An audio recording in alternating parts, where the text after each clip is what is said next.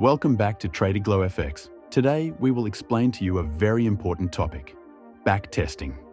Now, what are the correct ways of backtesting? What should you do with backtesting?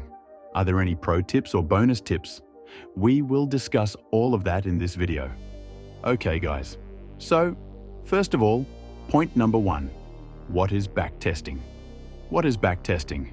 Many people might already know this. If you don't know, still listen to it again. You will learn something new. See, backtesting is this. Suppose you have developed a strategy, but now you have to test it. So, what you do is go back to the chart that is already prepared in the past and test whether your particular strategy has worked or not. You check where your strategy works and under which conditions. All of that is tested on past charts. You will see different things in different charts, where the same pattern has formed or in which trend your strategy has worked. When you test all these things, we call it backtesting. So, what is backtesting? Do you understand why you should do backtesting? Look, backtesting is very important if you have a new strategy. If you have created a new strategy, then backtesting is essential. If you are copying someone else's strategy, then one thing could be that they have already done the backtest for you. Or you can go back in the chart yourself and see where that particular strategy worked. If it's your own strategy, then you must test it. Without testing, if you directly implement that strategy and start taking trades, it's kind of a gamble, right? Therefore, backtesting is very important to avoid gambling. Now, how is backtesting done? Look, we will tell you. Suppose we have a strategy, a basic strategy. We had also made a video explaining that if the market breaks out of any zone, then after the breakout, we will wait for it to come down again and trap those fresh buyers. Then, when a green candle is formed again, we will make a buy side entry here, and from there, the market will go up. This is a basic and simple strategy that many people are using, and there's nothing complicated about it. Suppose we want to backtest it. So, what will we do? We will go back in the chart to see where this same strategy has worked. Now, what are we seeing? Look here, a zone is formed. Our support zone, right? What happened in the support zone? The market gave a breakdown of this zone. After the breakdown, when this 15-minute candle closed, many sellers must have entered here. So, to trap fresh sellers, the market first went up, and then, when a red candle was formed, the market went down from there. Now, after seeing this much, will we call it backtesting? Not at all. This is not backtesting. If you feel that we just went back and thought, yes, this strategy worked here, so it's very good, that's not called backtesting. Now, we have to see the market conditions. What are the market conditions in this? First point, the market is in a downtrend, right? You have to note that down. The market is in a downtrend.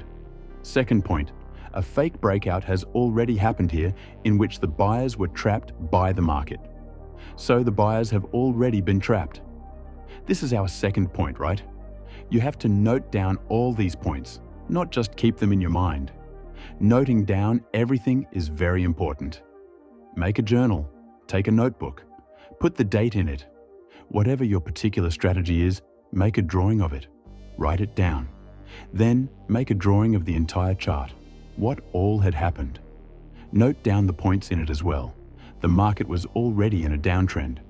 Buyers were trapped due to a fake breakout.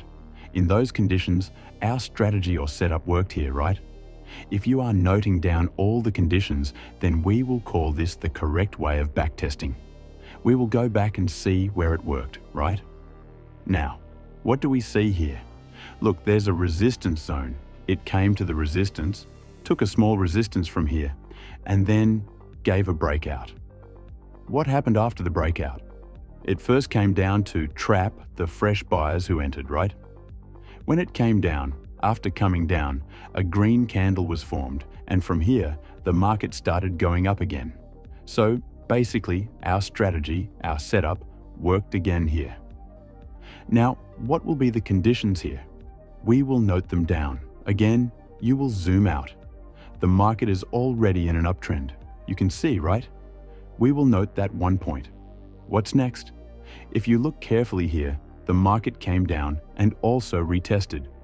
We had told you that a green candle had already formed here. So, if we had entered on this green candle, we would have been trapped. Obviously, it can also happen that a breakout will be given, it will retest, and then the market will go down, trapping the buyers who come on the retest. So, what changes will happen in our setup here? Suppose we entered here with a small stop loss, then we got trapped. After trapping, we will re-enter when the market starts going up again. Then, including our small stop loss, our profit would have been quite good here. Now, we ourselves had also taken a trade here, which you can see. The video will be linked in the I button above, in which we had captured something close to 100 pips. We just suddenly remembered. So, this is how you have to do backtesting. These are our two examples. Now, we could go back further, but if we keep giving examples, the video will become very long. So, this is how you do backtesting.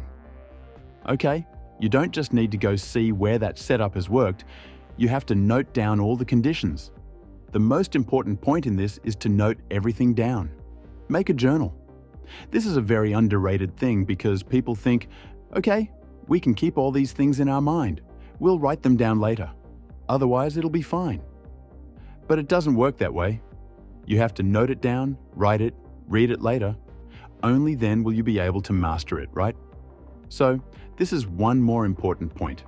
Now, after backtesting, what should be your process? See, you have made a strategy, okay? You have done its backtesting, okay? Now, what's the process after this? The process after this is 3 months of testing your particular strategy, or whatever setup you have, right? 3 months. See, whether any strategy is sure to work or it's a flop, there's only one way to know this. You have to trade it every day for at least 9 months. Now, don't do this. Today, you make a profit in it. Tomorrow, you make a loss in it. You take a loss again, and then think, the strategy is useless. Let's change our setup, right? This is a very immature way of testing any strategy, so you should not do this. You have to test it for at least 3 months. What results do you get in 3 months? Are you profitable? Are you at break even? Are you in loss? Based on that, you have to decide whether you want to continue with that strategy or setup or not, right? You will decide after a month, and if that strategy is useful, you will continue it later, okay? And if you are continuing, it means you have a good strategy. Trade it for a year. If it's profitable, then scale your quantity, right? You can increase your quantity little by little. Your profits will also increase.